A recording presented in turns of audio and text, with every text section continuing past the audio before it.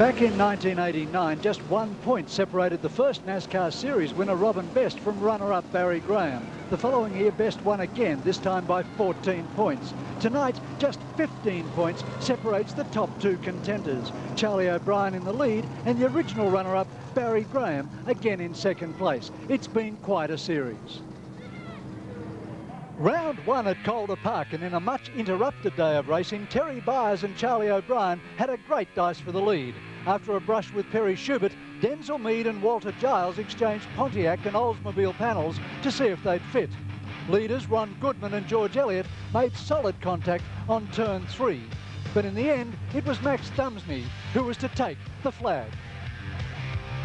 Eastern Creek, and after more weather worries, the road course experience of Jim Richards was showing. In fairly difficult conditions, he and the other road and race circuit drivers had an easier time in coming to terms with the track.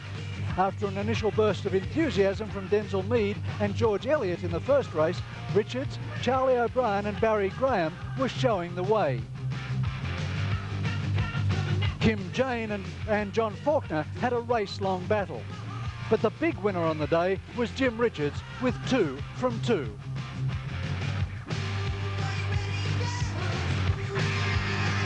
Back at Calder Park for round 3, and George Elliott, Max Dumsney and Barry Graham headed the pack. Ken Laws had the first incident with a tap on the wall.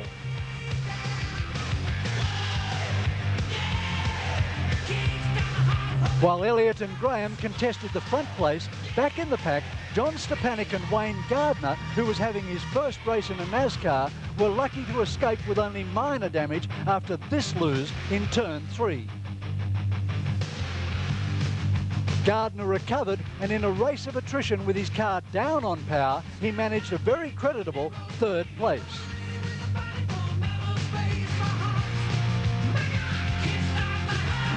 Kim Jane, who led for a number of laps, managed to recover from this spin. But there was carnage on the track when George Elliott ran into Ian Thomas, who was eventually hit by John Faulkner in a very costly pileup. The winner was the consistent Max Dumsney from Walter Giles and Wayne Gardner. Adelaide under lights, and local driver John Stepanek led from pole position, to the delight of the big partisan crowd. Alan Grice had the first of his moments on turn 1, but managed to keep the car alight and join the back of the pack.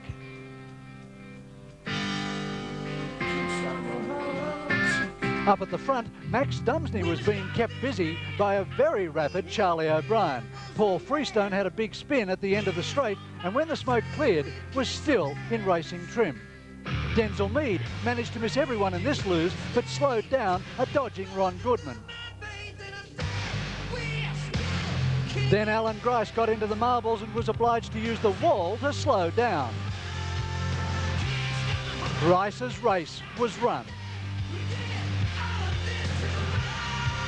John Faulkner had a lose in the same place as Grice, but with a better result. Perry Schubert saved Barry Graham from certain disaster by lending him a panel or two, and was given no thanks for his trouble. He then had his own lose with no one to catch him.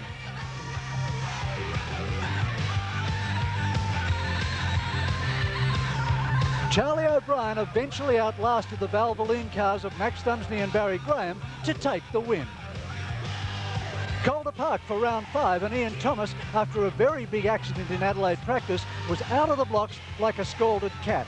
John Stepanek and Neville Lance removed themselves from the competition.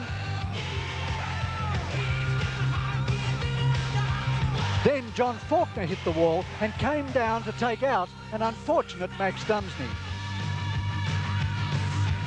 Max's car caught fire, and though it must have been pretty warm in there, Max was loath to get out, hoping the fire marshal could get it under control before the good bits were barbecued. Unbelievably, his crew managed to fix the car well enough for him to rejoin the race and finish in the points. Brian Sala and Trevor Oliver were having their share of action on turn 3, while Walter Giles and Barry Graham swapped the lead.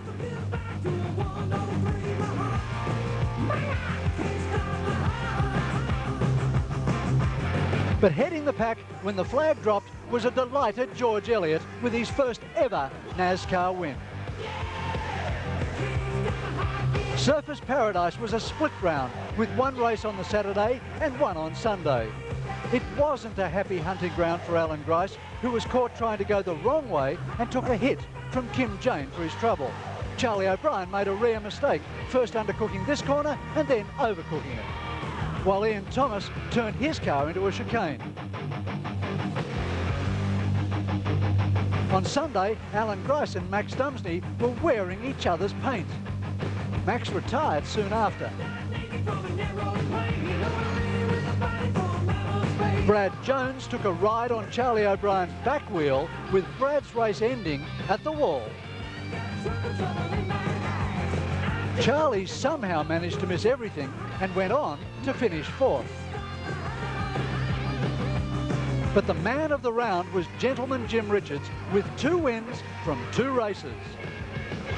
And so the point score coming into the grand final reads Charlie O'Brien on 950, 728, Ian Thomas 720, and in 10th place Gene Cook on 600. Dumsney, along with 7 other cars, was put to the rear of the grid when officials put measurement devices over their cars to check ride height, and decided to put 7 cars to the rear of the grid. So Barry Graham, but he's been doing fantastically well in the EB Falcon. Denzel Mead in 11th spot. Max Dumsney way back in 14th after setting the track on fire. And John Faulkner in 15th position as well. So you can see that these guys are right back at the back of the field, and that's going to make the opening laps very interesting. In 22nd position is our co-commentator, Alan Grice, in the Pontiac Lumina. You can see he has no time because he's had electrical problems, he's had a fire. The green flag is waving, and it's Barry Graham down the inside, Walter Giles on the outside.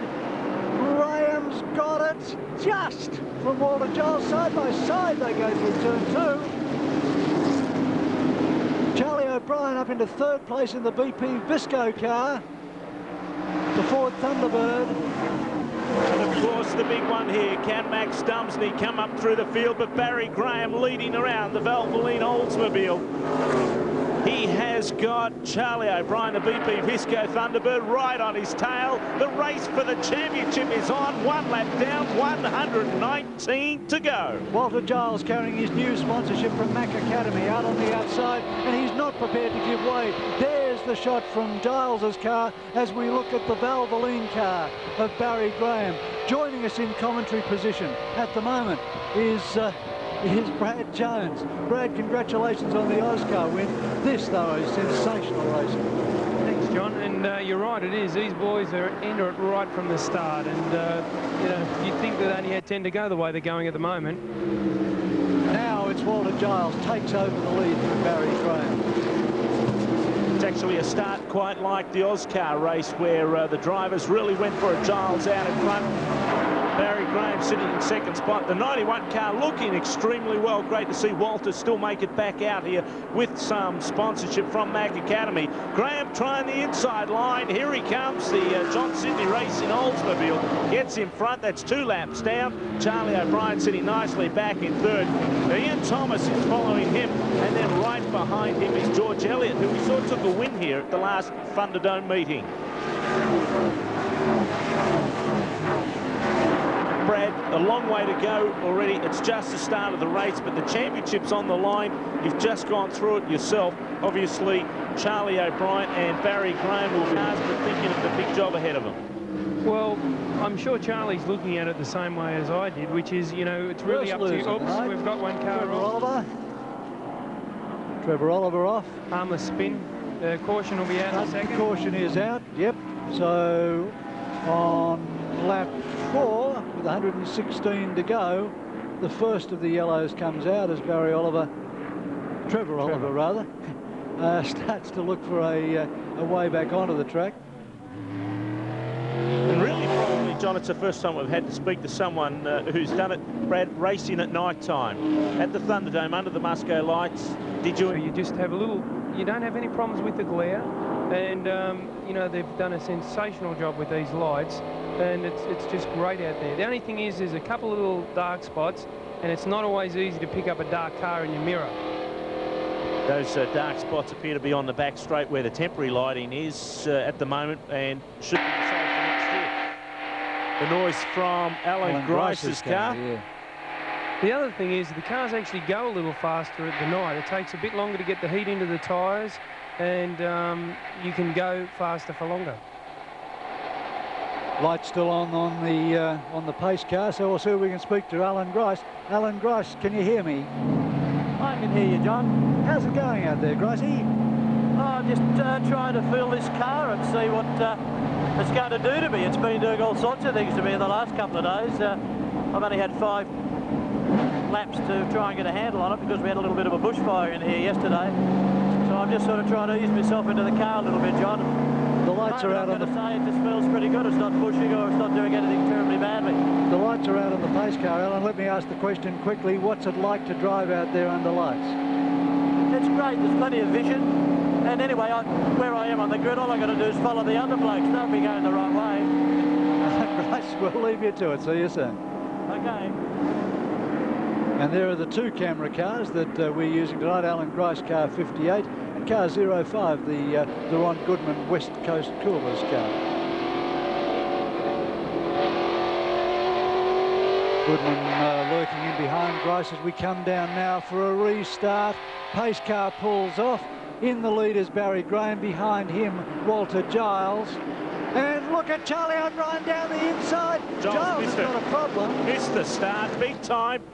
There could be a problem here. Yeah, I Charlie wonder too, passed because him Charlie passed him on the inside before the start-finish line. Now, I wouldn't be surprised to see Charlie get a stop and go here. I'm not sure what happened to Walter. Looked like he missed a gear, and this could be quite interesting. Yep, it looks like they're getting the flag ready, I tell you, I went to the drivers' meeting this morning, and something in regards to that subject was spoken about. It was quite specific. Ian Thomas doing a great job there. The Palm Royale Cairns Chevy Lumina sitting right behind Barry Graham. We're keeping an eye out on the crow's nest to watch the chief starter here to see if anything will be coming out. It will be a close call because where it actually happened was very close to the start-finish line, so it really could go either way. O'Brien in 3rd position at the moment. Behind him is George Elliott. No movement from the start of that time round, so we've got to say that O'Brien got away with it. And Max Dumsney has charged through up to 12th place at this point in time. Yeah, Dumsney very, very upset about the official ruling last night that his car was under legal height. I watched Max's lap, and it was he was really going. Very disappointing when that sort of thing happens to you, but you're really in the lap of the gods here. If it's not right, it's not right. So a bit unfortunate, but he's certainly making up for it. Long race, it will make very little difference. O'Brien coming under heaps of pressure from George Elliott. Elliott, of course, took his first win at the Thunderdome at the last meeting here at Calder Park Raceway. Looking for a repeat in the Triple M Optus car. Charlie O'Brien, gee, he's had a great season so far. Landed a major sponsor with BP Visco, and that Ford has really been screaming. He's 15 points in front of Barry Graham in the championship points race. O'Brien's had 1 win, of course, at Adelaide International Raceway. 3 fours, a 3rd, and into the pits as well. Stop for tyres. 58 car Alan Grice, the Bob Jones T-Marta Cooper car, doing very well. We're just looking on our computer to see where he is. In front of the pack, Barry Graham is just, there we go, just closed up on Max Dumsney. Now, what will happen, I believe, here is Barry will try and hold the others back and let Max stay a lap down or on the same lap or wherever they are, so that if there's a caution, he gets it back, the lap back, because he really needs Max to finish between himself and Charlie O'Brien. So I think you'll see team tactics come into this, and Barry will try everything he can to stop Max going another lap down. Boy, the sparks quite spectacular on screen. That's Trevor Oliver's car down centre around there. George Elliott, 6th in the series, currently 4th in this race. Looking back, the 27 Southern Motors car right on his tail, and that's Kim Jane. Kim Jane, of course, tore the cruciate ligament in his knee last week. And there was a thought of actually Kim getting out of the car after he started the race and Robert Best climbing into it if the need troubled him too much, but he said it seemed to be okay during practice. I actually spoke to him this morning. He was saying that Walter Giles is a problem. It looks like exhaust or something. No, it looks a little bit further in. Yeah, suspension arm, something of that nature. I'm not sure. You'd think it was exhaust from the position it's coming in, but of course, you know, we can't tell from this. We'll have to wait till we get round the other side there again. But it's definitely something you'll be black flagged for. Around the corners, fine. The cars are showing some sparks at night time. The first ever time under lights. Here comes Kim Jane under George Elliott. That's the race for 4th position. Walter Giles, obviously some serious sort of problem. Jane, once he gets to that point, however, is on a couple of laps now. Seemed to back off, and Elliott's capable of holding him. This time, however, Jane takes 4th position.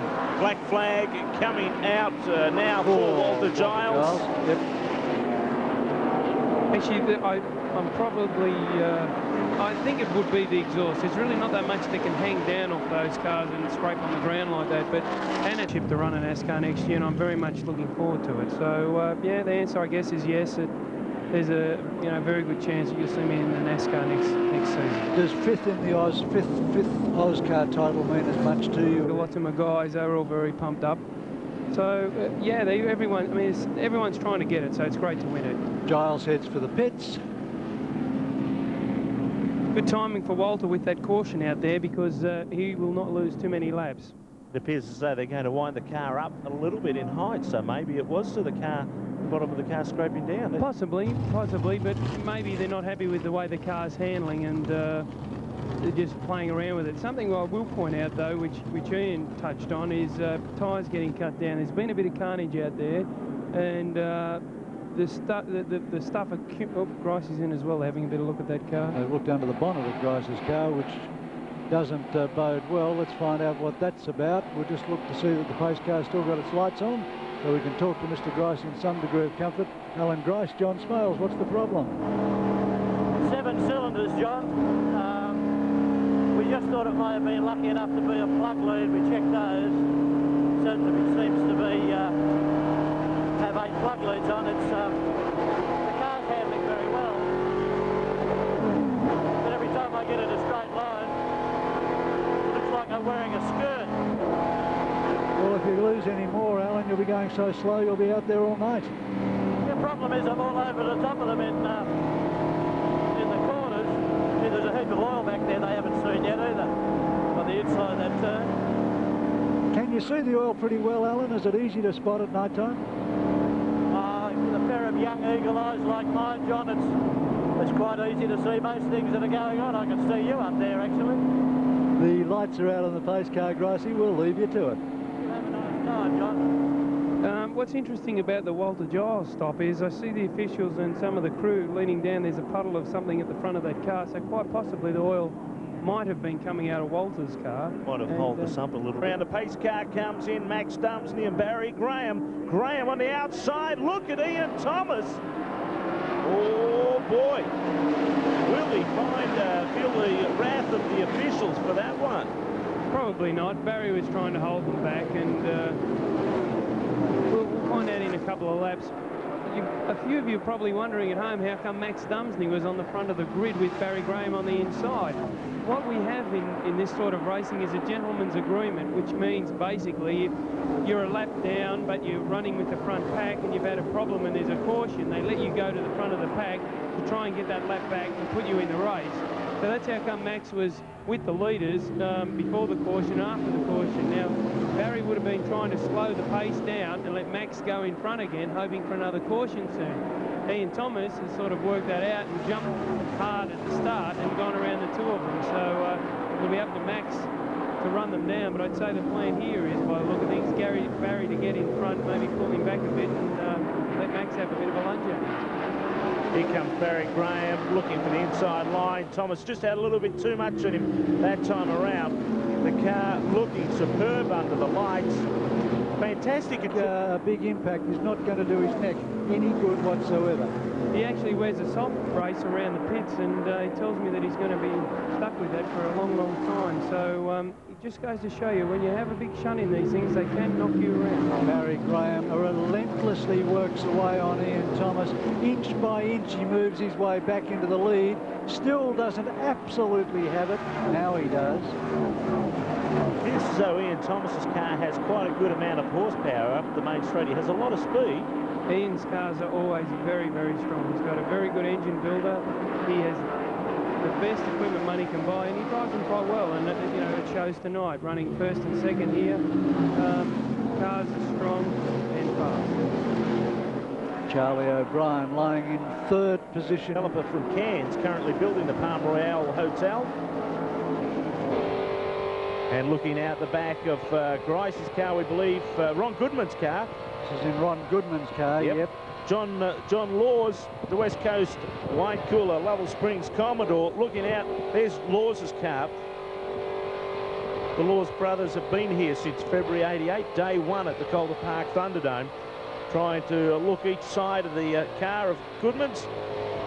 They're spectacular when they shoot the sparks out the back, aren't they? They look great at night. Really has brought a whole dimension, new dimension to the watching Thunderdome racing, the night racing, because you do get to see a hell of a lot more. Of course, when we go to Adelaide, you get to see the glowing disc brakes on the cars when they brake very heavily. That's Neville Lance in car 14, the Slumber King car, now up onto the back of Ron Goodman. Neville Lance came out in his first ever meeting at the Thunderdome, a great speedway racer. Let's go down to Ian Campbell in the pit area, very, very consistently.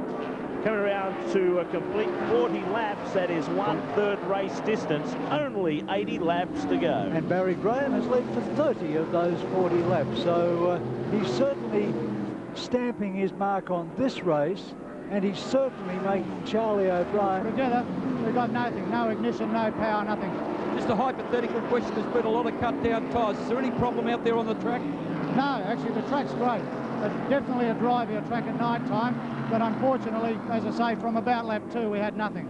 The car just went away completely, and obviously I'd say what's happened is the battery lost all power.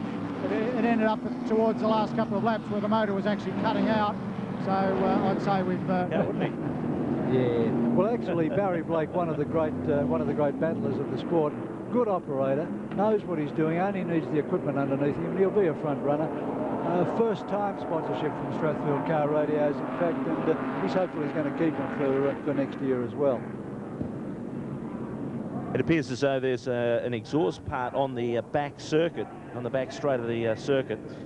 Maybe that might have come off Walter Giles's car, and if it has, that would put an end to all of his problems in trying to keep that part on the car the rest of the evening. We can see the 55 car of George Elliott coming into the pit area. The crew about to get to work on it. The lights are still flashing on the pace car. Crew over the wall with new tyres.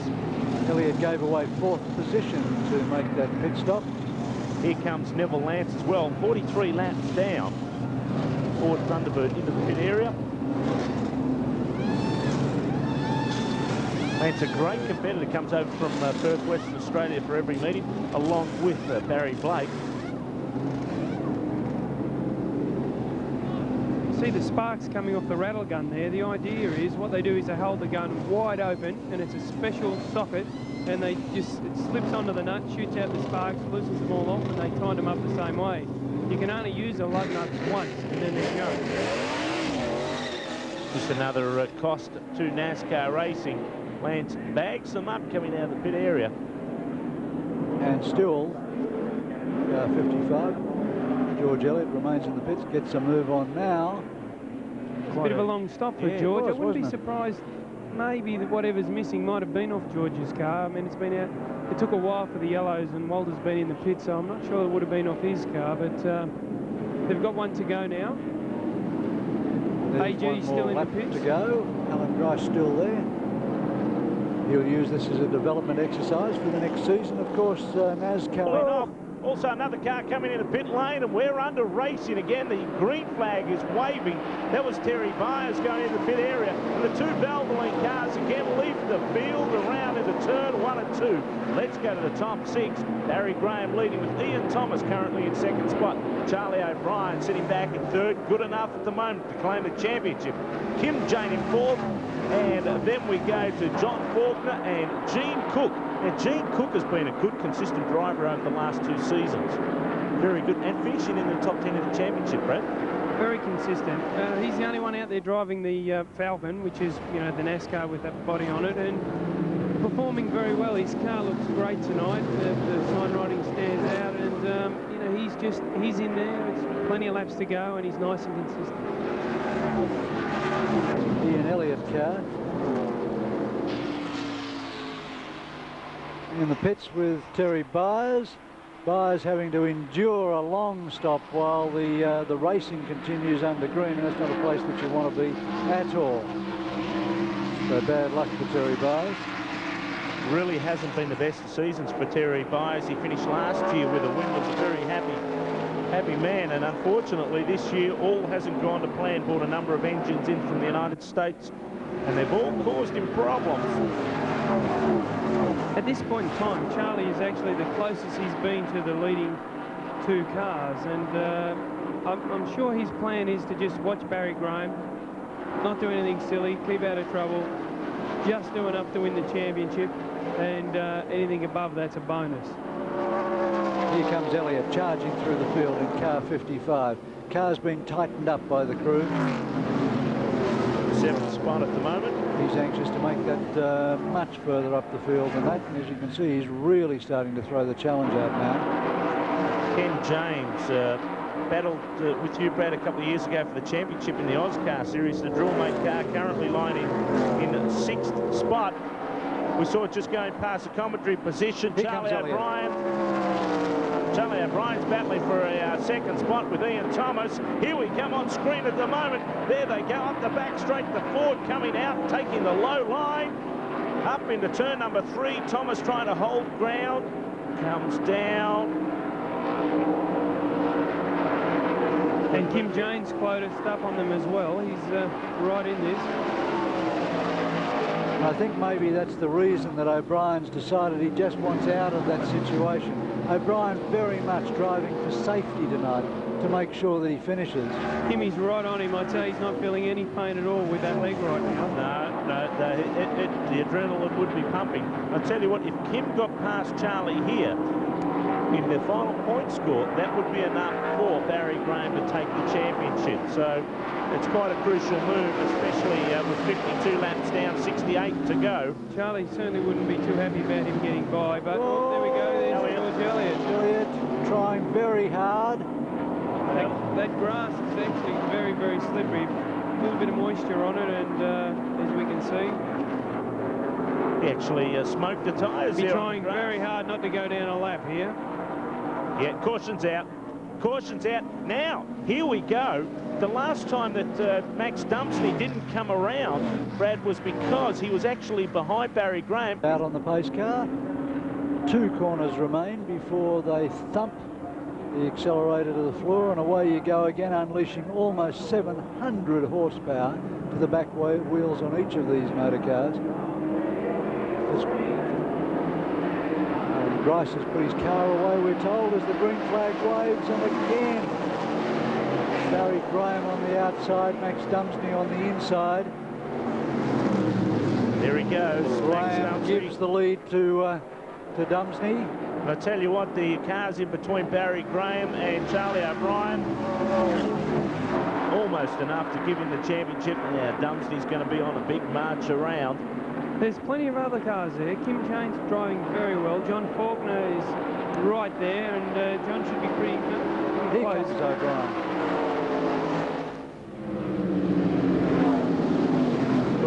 Faulkner's been a bit of a sleeper. He's just slowly been working his way down through the pack, and here he is. He's in a dice for 3rd place, and let me tell you, he is one tough competitor.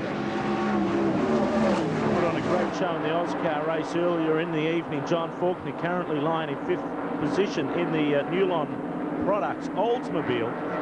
Just coming down there with Ken James behind him. Kim James sitting a little bit in front of him in the Southern Motors Pontiac. We still have the first 10 competitors on the lead lap. So very, very competitive, the NASCARs. 59 laps down, nearly halfway distance. There's a titanic dice for second place here.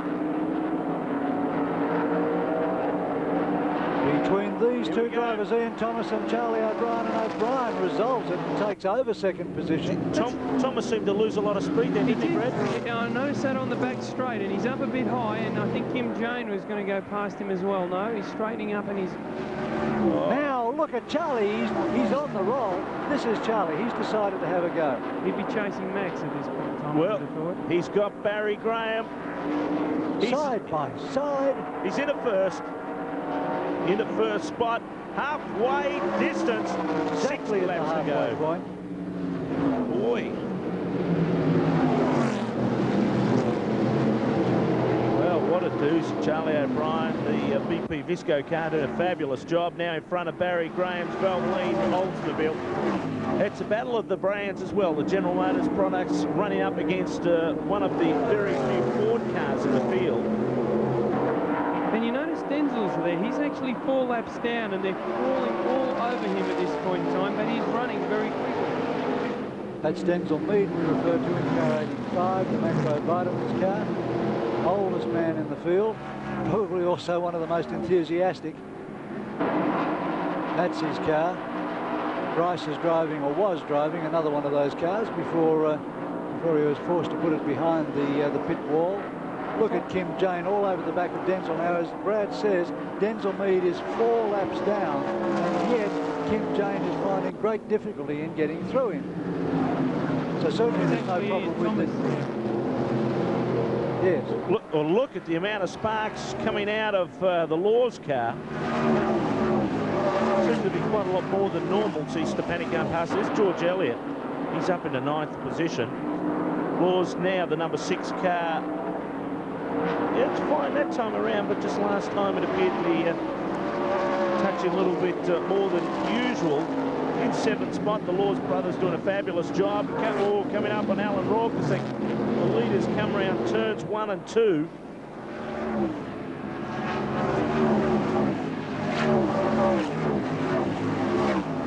Faulkner now up into 5th spot. A little bit of traffic there, which has given Charlie a bit of an edge. Also, and I don't think he'd argue. Sometimes he's put in a couple of shockers as well. Oh, look at it. Barry Graham's just hit Charlie, and Charlie's gone. Out. That's He's out. That's it. Forget about Charlie. Oh, boy. There goes the championship for Charlie O'Brien in the BP Visco car. Look at this. He wants to get it to the pits at least, see what he can achieve. But even when he left the point at which he was parked, suspension as well. Oh, dear me. And, you know, Barry is a really nice guy, and I'm sure that was not intentional. He just... Let's have a look now and see what occurred. Bradley, you call us through this as you read it. Charlie's just... Barry's on the noise here, you can see, and he's just running up into... You know, there he goes, bang. He's just tapped Charlie. Charlie's trying to gather it up. Did Charlie get a little bit loose there? I don't know if he got loose and got off the throttle, but Barry looked to catch him very quickly. Yeah. And, you know, I mean, a tap is a tap, and that's just the way it is, and it's unfortunate that the championship has come down to that. There we see another angle. Charlie went very close to gathering that back up. He almost had it. What a huge shame for Charlie O'Brien, and I'm sure also Barry Graham wouldn't want to win in a circumstance which... Well, I mean, there certainly won't be too many happy faces about that. Yeah. It's such a pity. I mean, Charlie's car looks sensational. He's got the BP sponsorship. He's done everything right.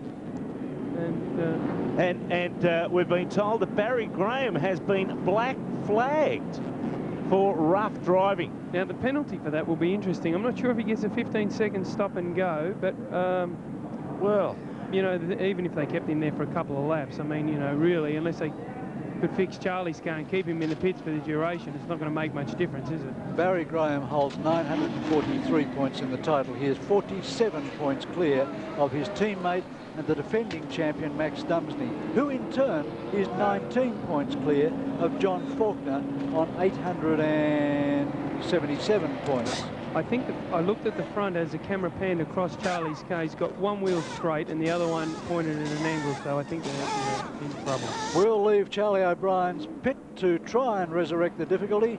We'll take a break with Alan Gaskell, a sports update, and we'll be right back with more fantastic action from the Calder Thunderdome, the grand final. And he's been pulled into the pits for rough driving. We're under a yellow flag. Yeah, this is interesting. I had to work on the car. They're saying you cannot work on the car while you are being penalised. The penalty will start again. He's been in the pits for more than 32 seconds at the moment. The penalty will start again. We're under a yellow, so we assume he wouldn't be penalised under a yellow, so you'll have to wait until the green comes back on before the penalty will start anyway.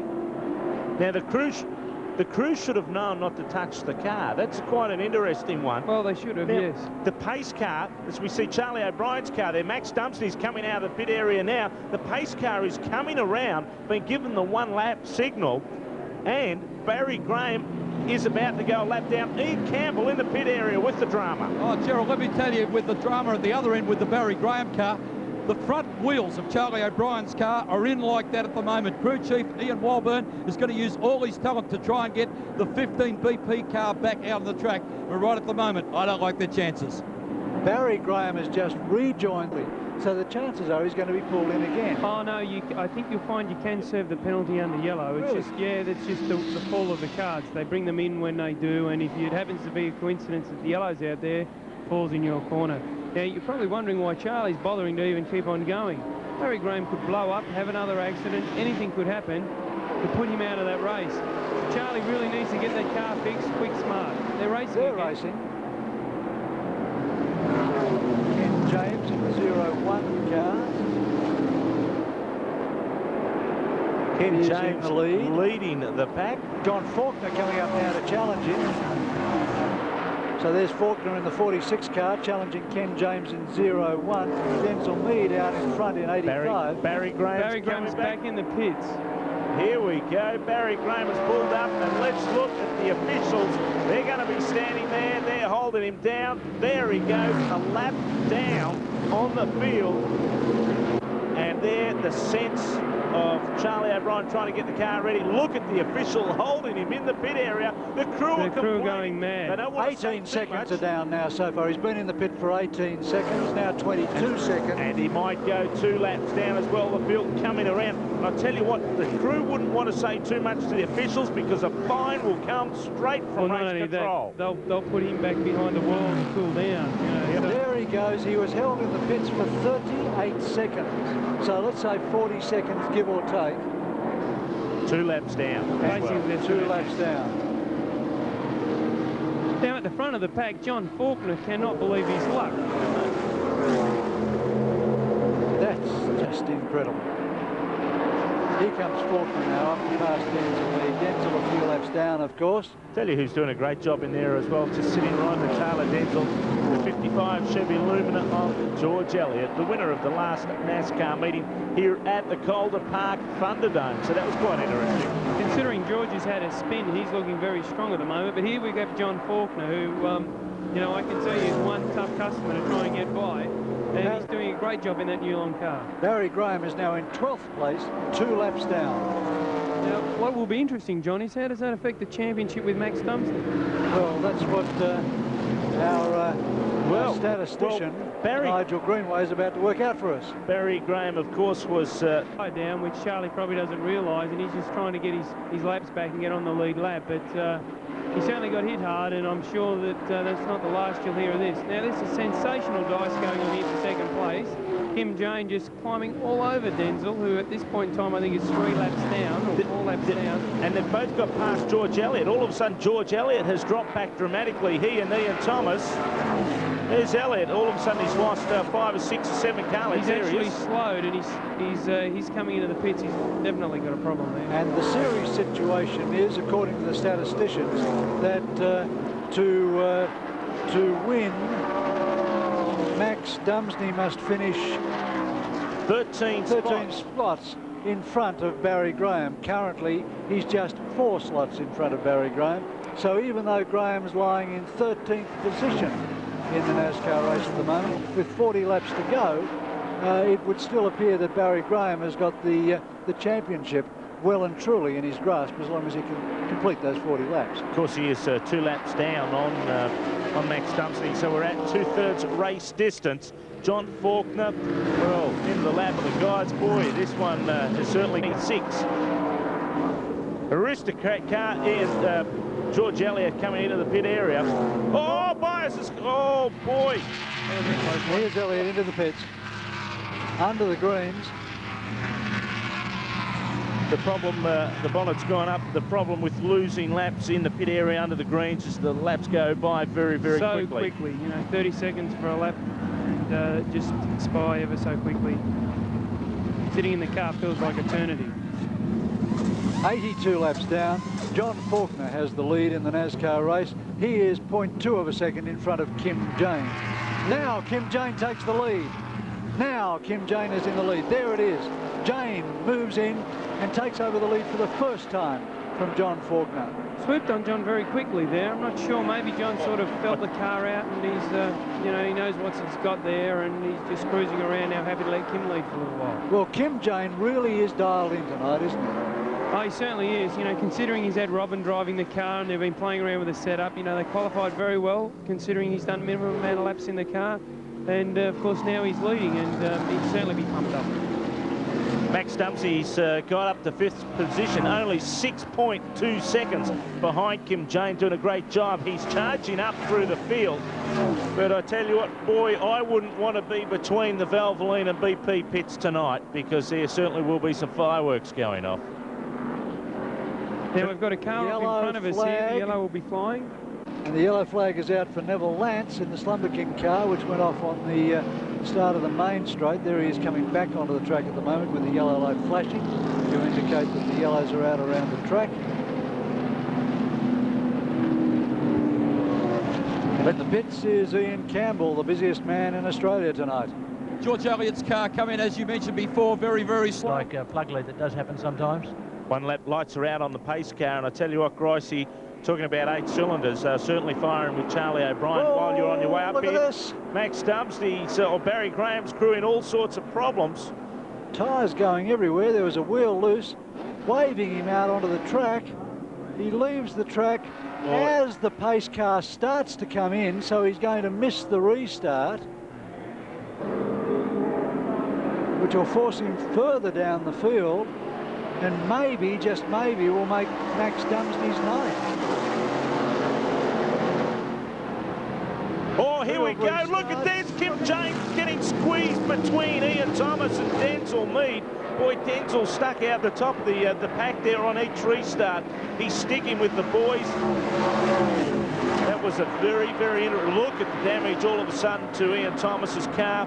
He's in 2nd spot. John Faulkner in 3rd. Yeah, that was Kim and Ian Thomas banging panels up right up high on the wall. That's pretty desperate stuff for a restart, but they're both okay. 88 laps down and 32 to go. Here's the sprint to the checkered flag. There's Kim Jane doing a great job. The Southern Motors Pontiac Grand Prix, and Kim Jane has won 1 metre. Off the bottom of the track on his way out of the corners, whereas Thomas has just gone round on the back straight. It got loose and it's gone round onto the infield. Oh, is he going to keep it off the wall? He does. He does, but there is a yellow. The yellows are out. Well, that's quite interesting. We're trying to work out the point situation here. We've had Charlie O'Brien say that the Valvoline team may have a very, very cheap championship. Currently, we're working on it, and it appears as though the positions that Barry Graham is holding and Charlie O'Brien has finished with, he might still win the championship. So, John, it's quite interesting. Mathematics are being applied here and used. Who knows what's going to happen? Well, at the moment, the statisticians are saying that Charlie O'Brien currently lies 14th in the race. That is, he retired whilst... It's Max Dumsney in 2nd spot, John. Yeah, and you watch Dumsney make this start on Jane. You just watch Dumsney. This is his big opportunity, and he will go for it. Here we go. Green flags waving. Oh, He's so good. And Denzel's gone up the inside. He wants to be part of all this action too. He's been part of the action on every restart. Really kept his nose out there and running hard with the guys up front. Well, wasn't that a sensational restart from Kim James? Yes, he had the right gear, the right revs, and he was gone. Kim James. Oh, there's drama. That's Goodman. Oh, big one. Oh, boy. Ian Thomas, Ron Goodman involved then. Looks to be the Laws brothers. There was a huge flash of fire. Ron Goodman's car is on fire. He's getting out. What? Goodman's coming out. The Pretty safety quickly. officials. Coming out any way he can, I'd suggest at that point. Well, that is frightening to watch. The safety officials doing a fabulous job. They're onto it straight away. Ron There's Goodman's Goodman out. at the side of the picture. That's good. Great Good to news. see. The safety equipment in these cars, Alan, you hate to see things like that, but the safety equipment is just absolutely spot on. Yes, it is. You can even see a little bit of singeing, I think, on these on his gear there. But that's why we wear 3 layers of fireproofing. That's why we wear fireproofing gear underneath. The only thing that really worries a driver, I can tell you this, and it's right across the board with all drivers, the only thing that worries you is fire. The way we're protected with bars and strength, of course, not a problem. Let's see it again. Alan, you call us through it. Well, it looks like Ian Thomas has got underneath. Yes, he has. He's got right underneath the car, and the problem is the car's gone straight into the wall where the fuel tank is, of course. Then the sparks have ignited it. From then on, everybody's in the accident. I mean, what can you do when you're coming along behind that? Barry Graham locking up everything down on the infield as well, and just appears to sneak through. Yeah, Terry Byers is down there also. Look at Goodman's car come back, hits the wall, make sure that any bit of fuel that was left in that car, or even the oil tank at the back, the dry sump tank, it's gone up. It's taken the second hit for that big fire to start. Now, you notice when the car first went in the wall, because all these cars run safety tanks with foam inside them, the whole thing didn't explode. Here's Goodman, still not out of the car yet.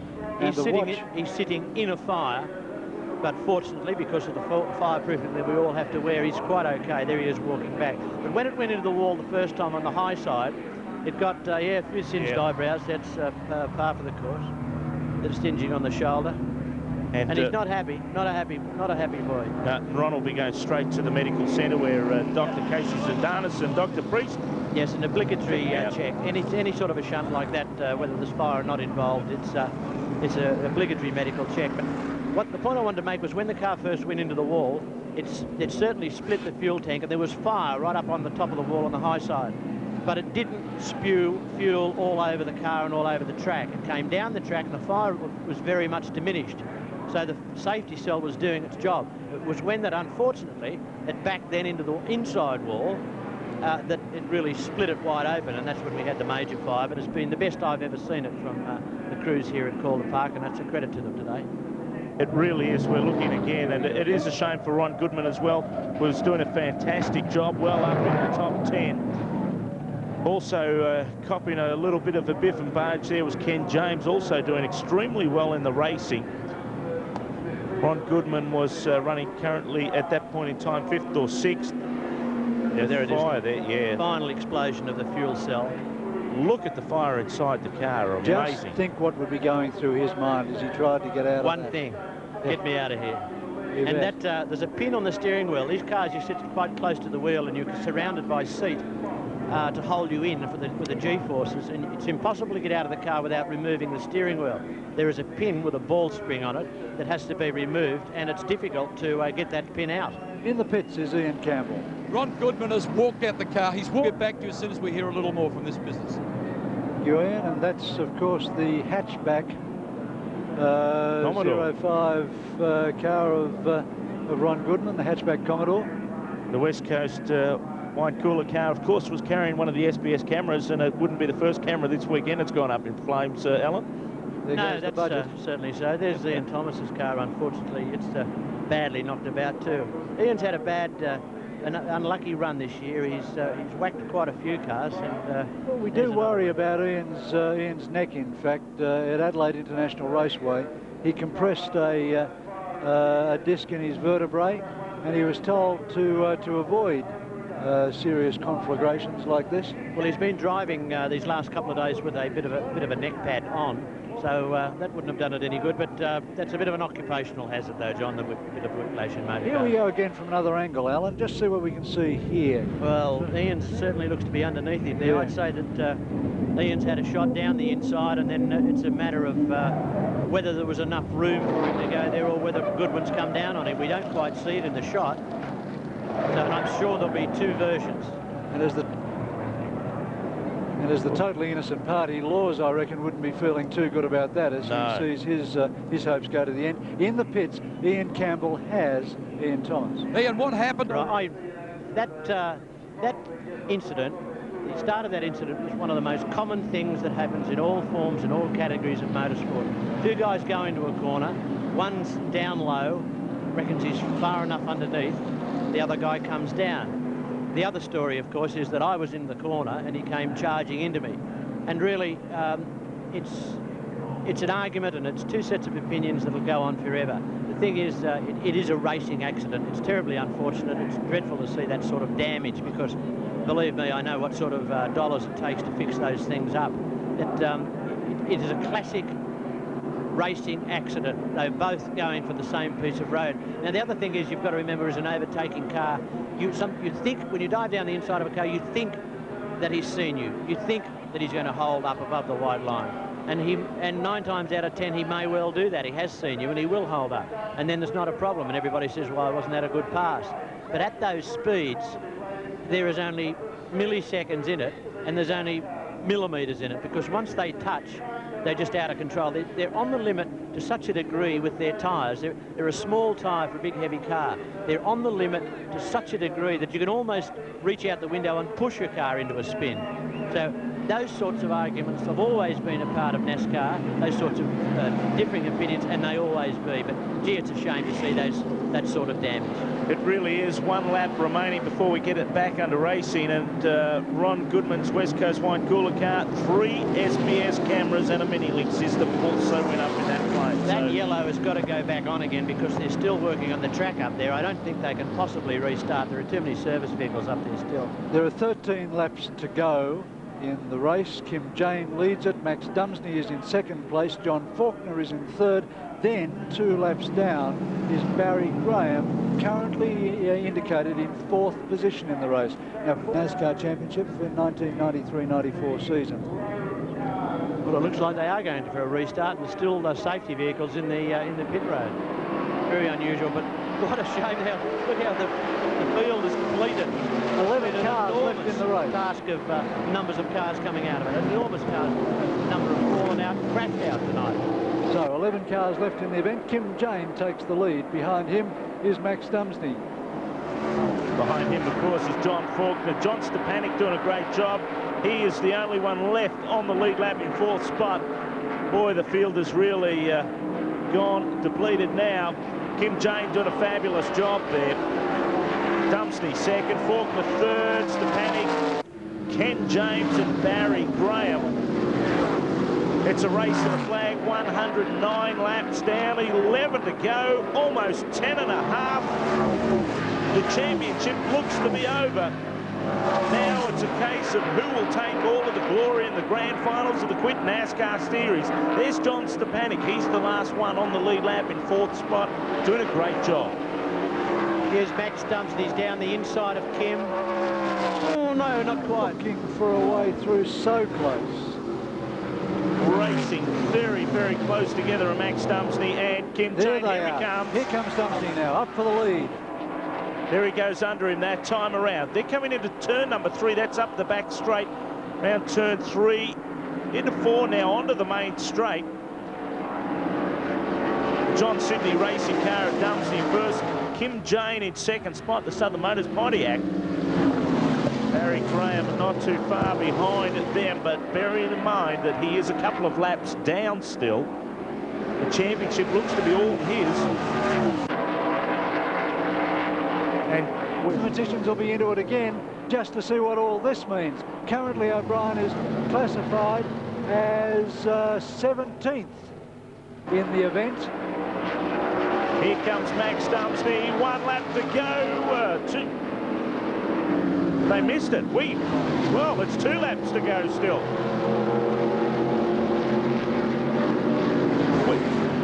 The white flag didn't come out that time. Final lap. We believe it's the final lap. Here's Max Dumsney. He's coming around turn number 3 into 4.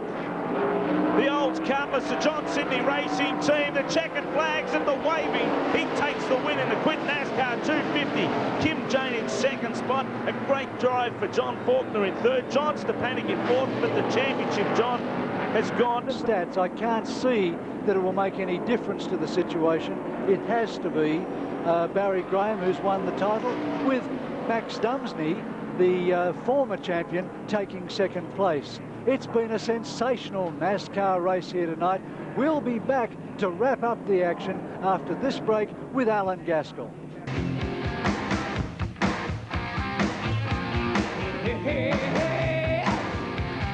Position. There are the results. Barry Graham on 1,093, Max Dumsney on 1,071. Charlie O'Brien only 1 point behind on 1,070.